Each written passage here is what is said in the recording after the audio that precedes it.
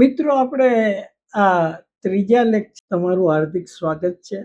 આજે આપણે ત્રીજી રાશિ એટલે ફ્લક્સ તો કે વિદ્યુત ક્ષેત્રને આપણે એવી રીતે દર્શાવી શકાય કે ભાઈ એકમ ક્ષેત્રફળમાંથી પસાર થતી ક્ષેત્ર રેખાની સંખ્યાને વિદ્યુત ક્ષેત્ર કહેવાય. તો અહીં પૃષ્ઠ કેટલું લીધું? Delta S. તો ડેલ્ટા એસ માંથી પસાર થતી ક્ષેત્ર રેખાઓ કેટલી થઈ? ઈ ડેલ્ટા એસ. એટલે જો આ ઈ અને બંને વચ્ચેનો ખૂણો સમાન હોય તો ઈ ડેલ્ટા એસ કોસ 0 થશે. ઈ અને ડેલ્ટા એસ પરસ્પર સમાંતર હોય એટલે થીટા 0 થાય, અને થીટા 0 થાય તો ફ્લક્સ બરાબર થશે ઈ ડેલ્ટા એસ. એટલે જો ફ્લક્સ ને લંબ વિદ્યુત ક્ષેત્ર હોય, સપાટીને લંબ વિદ્યુત ક્ષેત્ર હોય તો એમાંથી પસાર થતું ફ્લક્સ ઈ ડેલ્ટા એસ એટલે સૌથી મહત્તમ હશે. કેવું હશે? સૌથી મહત્તમ. પણ આપણે આગળ જોયું તો એવી રીતે કે ભાઈ દરેક વખતે પૃષ્ઠને લંબ હોતું નથી. જો અહીં જે છે આ પૃષ્ઠ છે અને આ પૃષ્ઠને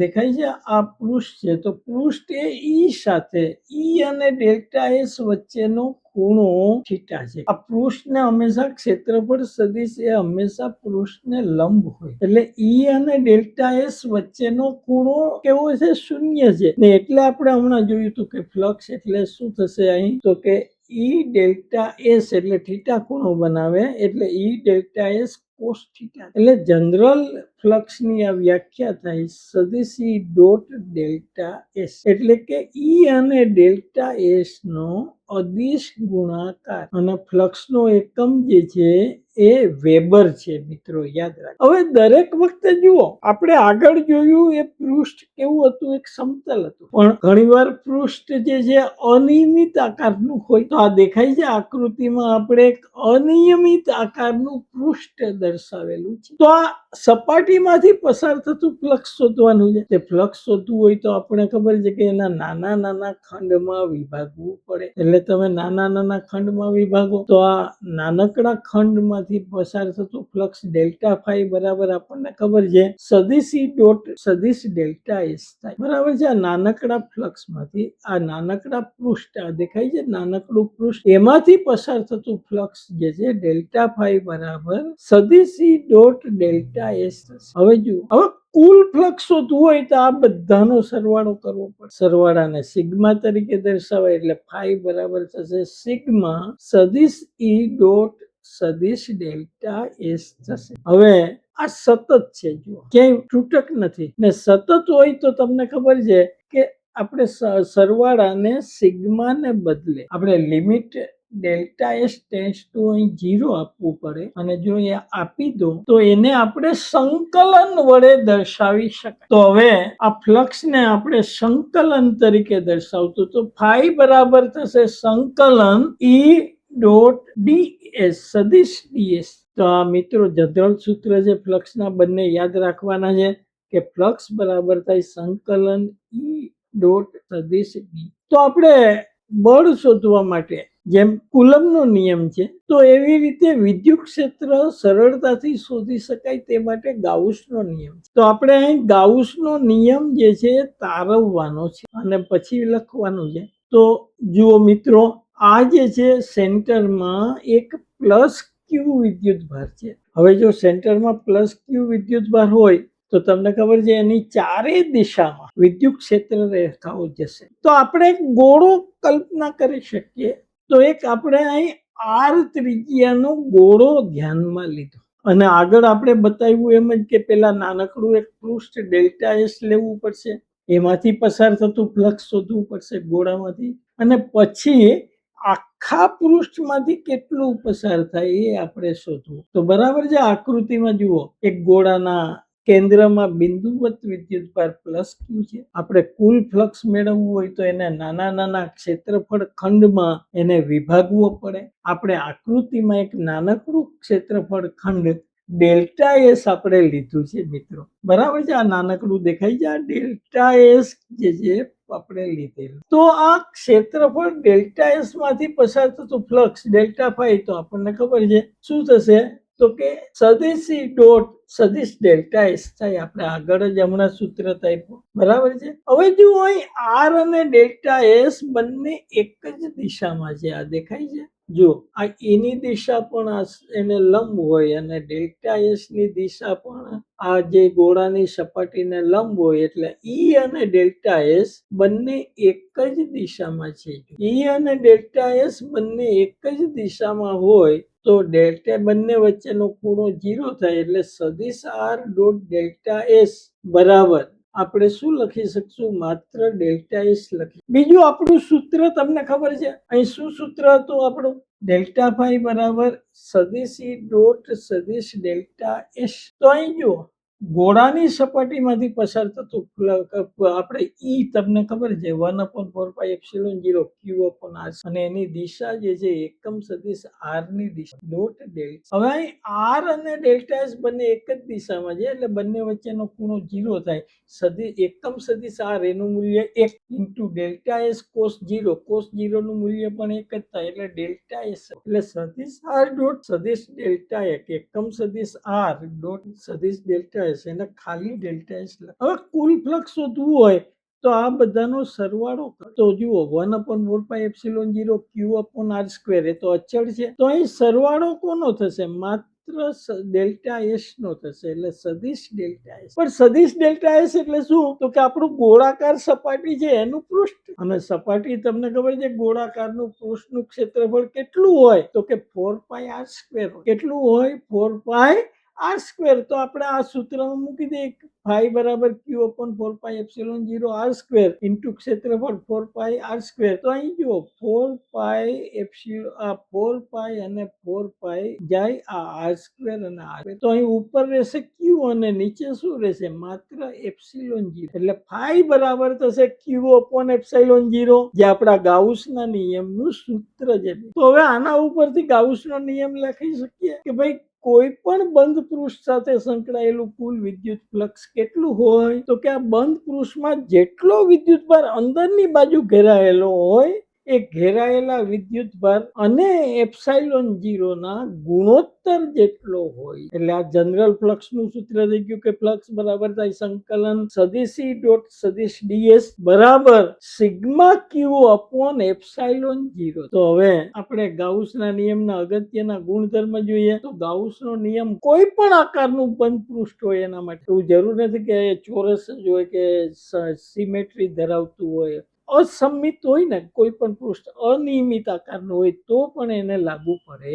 બીજી વસ્તુ આપણે જોઈએ તો સર્કિટમાં સિગ્મા q/ε0 આવે, તો એમાં સિગ્મા ક્યુ એ માત્ર અંદરનો કુલ વિદ્યુતભાર, બહાર આજુબાજુ જે વિદ્યુતભાર હોય એ ગણતરીમાં લેવાતો નથી. માત્ર બંધ પૃષ્ઠમાં જે વિદ્યુતભાર ઘેરાયેલો છે એ જ આવે. અને આ જે બંધ પૃષ્ઠ જે છે એને આપણે ગાઉસિયન પૃષ્ઠ તરીકે ઓળખીએ. ત્રીજો ગુણધર્મ જોઈએ કે વિદ્યુત ક્ષેત્ર ભલે અંદરનો હોય પ્લસ આજુબાજુ હોય એ બધાને કારણે ઉત્પન્ન, પણ ફ્લક્સ તો માત્ર ઘેરાયેલું જે છે બંધ પૃષ્ઠમાં જે ઘેરાયેલો વિદ્યુતભાર છે એને કારણે જ મળે. અને આ બંધ પૃષ્ઠને આપણને ખબર છે ગાઉસિયન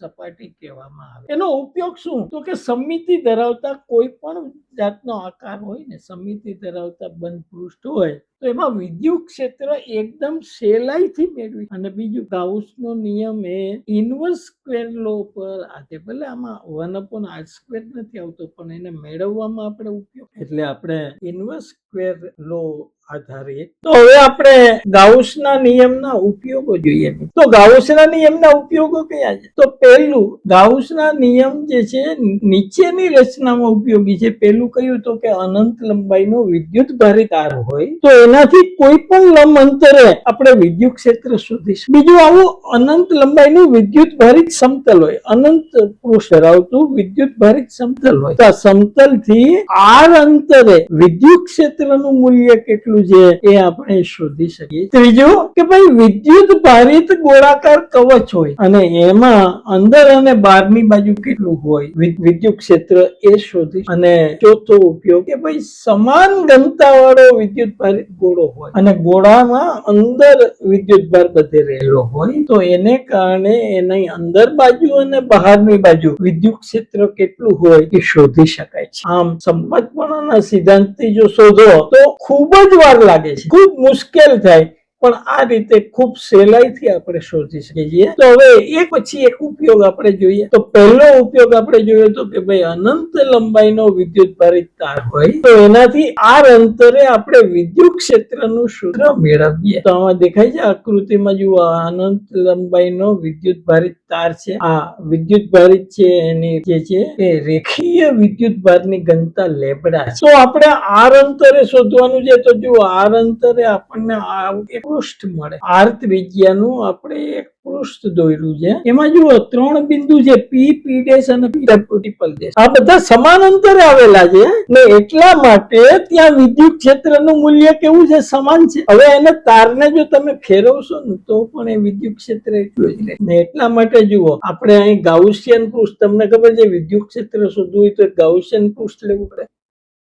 તો અહીં ગાઉસિયન પૃષ્ઠ તરીકે શું લઈશું? જુઓ આ દેખાય છે એલ લંબાઈનો અને સ્મોલ આર ત્રિજ્યાનો એક નળાકાર ધ્યાનમાં લીધો અને આ તાર દેખાય છે. તાર ઉપર વિદ્યુત ભારની રેખી ઘનતા લેમ્બડા છે. રેખી વિદ્યુત ભારની ઘનતા એટલે ખબર છે ને, એકમ લંબાઈ દીઠ રહેલો વિદ્યુત ભાર. એની એકમ લંબાઈમાં લેમ્બડા વિદ્યુત ભાર હોય. હવે જુઓ આપણે અહીં તમને કીધું કે આ પી, પી ડબલ ડેશ બધામાં વિદ્યુત ક્ષેત્ર કેવું છે? સમાન છે. બીજું ગાઉસિયન પૃષ્ઠ તરીકે આપણે આર ત્રિજ્યાનો અને એલ લંબાઈનો એક નળાકાર ધ્યાનમાં લીધો. હવે જુઓ આ નળાકારમાં 3 સપાટી, આ જે છે એ ઉપરની અને નીચેની આ જે છે બંધ સપાટી કહેવાય. તો આ 2 સપાટી જુઓ, બાજુની સપાટી હોય બંધ, આ 2 સપાટી છે. આ 2 સપાટીમાં એનો ક્ષેત્રફળ સદિશ એને લંબ હોય એટલે ઉપર આવશે ઉભો. અને અહીં વિદ્યુત ક્ષેત્ર જુઓ આમ આડું હોય તો અહીં ઈ અને એ વચ્ચે જુઓ કેટલા અંશનો ખૂણો છે? તો કે ઈ અને એ વચ્ચે અહીં 90 અંશનો ખૂણો છે.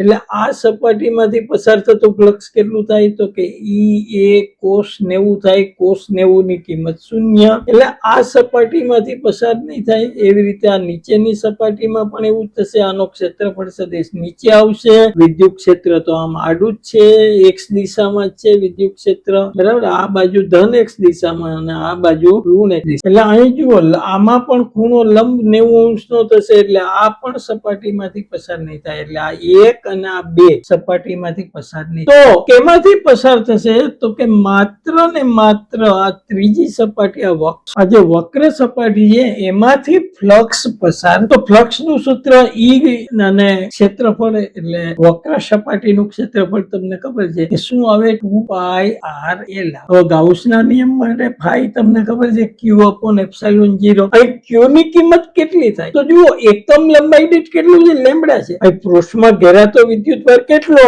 તો કે એલ લંબાઈનો તાર છે અંદર આવે તો એલ લંબાઈના તારમાં કેટલો આવે? Lambda L. એટલે લેમ્બડા એલ અપોન ε0 કેટલું થશે? Lambda L upon ε0. તો આપણે આ બંને ફાઈ ની કિંમત મૂકી દઈએ તો e × 2πrl બરાબર લેમ્બડા એલ અપોન ε0. હવે આ 2π ને અને નીચે લઈ જઈએ એલ એલ કટ એટલે e નું આ સૂત્ર મળી ગયું. લેમ્બડા અપોન 2πε0 × r થાય. એટલે અહીં જુઓ આપણે 2π ને બદલે 4πε0 લઈએ તો k લઈએ તો ઉપર નીચે 2 ગુણવું પડે તો 2k લેમ્બડા અપોન r પણ લખી શકાય. એટલે કે e ચલે છે 1/r થાય. અને જો સદિશમાં લખવું હોય તો સદિશ e બરાબર લેમ્બડા અપોન 2πε0r ઇન્ટુ એકમ સદિશ n થાય. જ્યાં n એ શું છે? તો તમને ખબર છે n એ કઈ દિશાનો એકમ સદિશ છે? તો કે વિદ્યુત ક્ષેત્રની દિશાનો એકમ સદિશ છે. એટલે એની દિશા તમને ખબર છે અહીં એક્સ દિશામાં હોય. હવે આપણે કે મેં તમને કીધું ને 1/2πε0 છે અને ઉપર નીચે બે વડે ગુણી નાખો તો 1/4πε0 થાય ને 1/4πε0 ને આપણે શાના વડે દર્શાવી શકીએ તો કે 1/4πε0 ને કે વડે દર્શાવે એટલે અહીં 2k લેમ્ડા અહીં શું થશે 2k લેમ્ડા અપોન r. તો અહીં જુઓ બીજો ઉપયોગ. પેલો જોયો આપણે એક પરિમાણ જોયું, અનંત લંબાઈનો વિદ્યુત ભારિત તાર જોયો. હવે આપણે અનંત વિદ્યુત ભારિત સમતલ છે એનાથી r અંતરે આપણે વિદ્યુત ક્ષેત્ર શોધવાનું છે, બરાબર છે. તો આપણે અહીં ગાઉસિયન પૃષ્ઠ તરીકે જુઓ અહીં સમતલમાં વિદ્યુત ભાર છે તો અહીં વિદ્યુત ભારની પૃષ્ઠ ઘનતા આવશે અને વિદ્યુત ભારની પૃષ્ઠ ઘનતાને આપણે સિગ્મા તરીકે ઓળખીએ, સ્મોલ સિગ્મા. તો કે એકમ ક્ષેત્રફળ દીઠ રહેલો વિદ્યુત ભાર. હવે ફ્લક્સ શોધવું તો ગાઉસિયન પૃષ્ઠ લેવું પડશે. ગાઉસિયન પૃષ્ઠ તરીકે આપણે જુઓ અહીં એક ક્ષેત્રફળ વાળો એક લંબચોરસ ધ્યાનમાં લીધો. અહીં લંબાઈ મહત્વની નથી, અહીં r અંતરે આ બાજુ પણ r છે આ બાજુ પણ r. હવે જુઓ આ એકદમ પાતળો સમતલ હોય એટલે આમાં વિદ્યુત ક્ષેત્ર આ બાજુ મળશે આમાં અને આ બાજુ અહીં આમ. એટલે જુઓ આ બે સપાટીમાંથી પસાર થશે. પણ આ જુઓ આ જે આડી સપાટી આ દેખાય છે જે આડી સપાટી તો એના માટે જુઓ ક્ષેત્રફળ સદિશ જે છે એ ઉપર આવે અને તમને ખબર છે વિદ્યુત ક્ષેત્ર એને લંબ હોય એટલે ઈ અને એ બંને વચ્ચેનો ખૂણો 90 અંશનો થાય અને આ 90 અંશનો થવાથી આમાંથી પસાર થશે એટલે માત્ર આ બાજુની બે સપાટી છે એમાંથી ફ્લક્સ પસાર થશે, બરાબર. તો આ ખબર પડી ગઈ કે આપણે એક અનંત સમતલ લીધું અને આ સમતલમાં વિદ્યુત ભારની પૃષ્ઠ ઘનતા જે છે એ સિગ્મા છે. હવે અહીં વિદ્યુત ક્ષેત્ર જે છે એ એક્સ અક્ષના સમતલને લંબ રૂપે પસાર. આ જે સમતલ જે છે એ એક્સ અક્ષને લંબ છે એટલે yz દિશામાં છે એટલે માત્ર વિદ્યુત ક્ષેત્રની દિશા એક્સ દિશામાં જ મળશે, બરાબર છે. તો હવે જુઓ અહીં E 8 છેદવાળું ક્ષેત્રફળ આપણે મૂક્યું. હવે આ સપાટી જુઓ આ જે બે સપાટી છે એક અને બે એમાંથી જ પસાર થશે. આ જે ત્રીજી સપાટી જે છે એમાંથી ફ્લક્સ પસાર થશે એટલે કુલ ફ્લક્સ કેટલું થાય તો આ બે સપાટીમાંથી પસાર થતું ફ્લક્સ તો આપણને ખબર છે E1 cos 0 વત્તા E1 cos 0 પહેલી સપાટીમાંથી પસાર થતું ફ્લક્સ વત્તા બીજી સપાટીમાંથી પસાર થતું ફ્લક્સ એટલે E1 cos 0 વત્તા E1 cos 0 તો 2EA થઈ જાય. હવે ગાઉસના નિયમ મુજબ phi બરાબર થાય Q/ε0 પણ અહીં Q શું થશે તો સિગ્મા એ થશે. એકમ ક્ષેત્રફળમાં કેટલો વિદ્યુત ભાર રહેલો છે સિગ્મા તો અહીં સિગ્મા એ થશે તો સિગ્મા એ અપોન 2EA બરાબર Q/ε0. અહીં Q ની કિંમત મૂકીએ સિગ્મા એ મૂકશું, બરાબર છે. તો હવે આપણો અહીં થશે ટોટલ 2EA બરાબર સિગ્મા એ અપોન ε0 એ કટ થઈ જાય એટલે E બરાબર થશે સિગ્મા અપોન 2ε0 થશે. E બરાબર શું થશે સિગ્મા અપોન 2ε0 થાય. એને આપણે જો સદિશ સ્વરૂપે લખો તો સદિશ E બરાબર સદિશ E સિગ્મા અપોન 2ε0 ઇન્ટુ એકમ સદિશ n થશે. જુઓ n એ વિદ્યુત ક્ષેત્રની દિશાનો એકમ સદિશ છે એટલે જુઓ આમાં કે r નથી આવતો, બરાબર છે. એટલે આમાં કે r નથી આવતો એટલે કોઈ પણ અંતરે જે છે એ વિદ્યુત ક્ષેત્રનું મૂલ્ય અચળ સિગ્મા અપોન 2ε0 જ મળે છે. મિત્રો હવે ત્રીજું ગોળાકાર કવચને કારણે કેટલું ઉત્પન્ન થાય તો આ દેખાય છે એક r ત્રિજ્યાનું ગોળાકાર કવચ છે. કવચની ઉપરની બાજુ જુઓ પ્લસ q વિદ્યુત ભાર એટલે અહીં પણ પૃષ્ઠ ઘનતા જ આવશે. હવે આપણે અહીં અંદર શોધવાનું છે તો અંદર એક r ત્રિજ્યાનું લેવું પડશે અને બહાર શોધવા માટે બહારનું લેવું પડશે. તો આકૃતિમાં કેપિટલ R ત્રિજ્યાના પાતળી ગોળાકાર વિદ્યુત ભારિત કવચ છે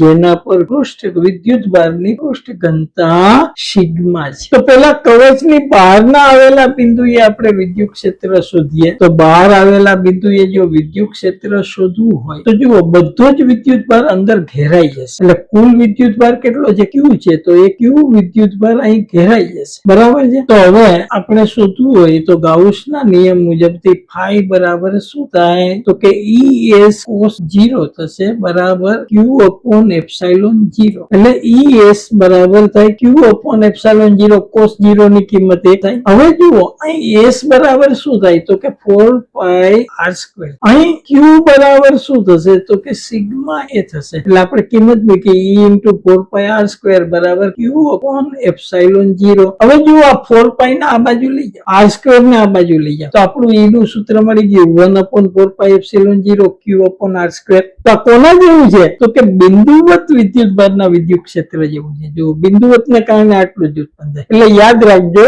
કોઈ પણ આકાર હોય પણ એમાં જો બધો જ વિદ્યુતભાર અંદર આવી જતો હોય તો હંમેશા વિદ્યુત ક્ષેત્રનું મૂલ્ય બિંદુવત વિદ્યુતભારના મૂલ્ય જેટલું જ મળે છે. એટલે અહીં આ કેવી રીતે વર્તે છે? તો કે આ કવચના કેન્દ્રમાં જાણે કે સમગ્ર વિદ્યુતભાર કેન્દ્રિત થયેલો એવી રીતે વર્તે છે. હવે આપણે અંદરની બાજુ જોઈએ તો અંદરની બાજુ આપણે આ સ્મોલ r ત્રિજ્યાનું લેવું પડશે. તો અહીં જુઓ E બરાબર થશે સિગ્મા એ થાય, ફાઈ બરાબર છે સિગ્મા એ. તો સિગ્મા એ શું થશે? તો એ બરાબર અહીં થશે 4 pi r², કારણ કે Q ની કિંમત તો Q કોના પર છે? તો કે કેપિટલ R ત્રિજ્યાના ગોળા પર છે. કેપિટલ R ત્રિજ્યાનો ગોળો હોય તો E sigma into 4 pi r² થાય. અને અહીંથી તમે જુઓ આ 4 pi E epsilon 0 into 4 pi small r. અહીં સ્મોલ r એટલે શું? તો કે ગાઉસિયન પૃષ્ઠનું ક્ષેત્રફળ જે અંદરની બાજુ છે. એટલે small r is less than capital R છે. એટલે જુઓ